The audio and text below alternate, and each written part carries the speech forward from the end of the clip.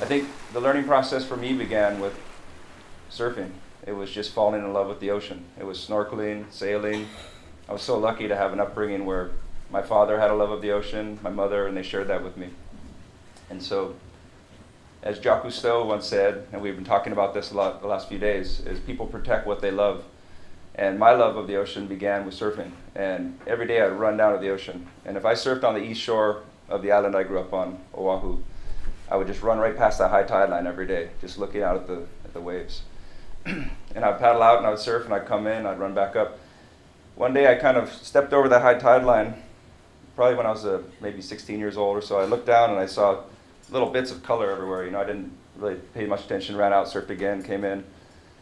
And this is a conversation that Celine Cousteau and I were having yesterday, sitting on the high tide line here. And as we were talking about it, we started picking little pieces of plastic out of the high tide line. And that's what I noticed it was. As I started paying more attention, I couldn't run right past that high tide line anymore. I had to stop, and I'd look down and started actually touching the pieces and realizing what they were, realizing those are little pieces of things I used in my life, as other people have talked about today, recognizing that you're part of that problem first.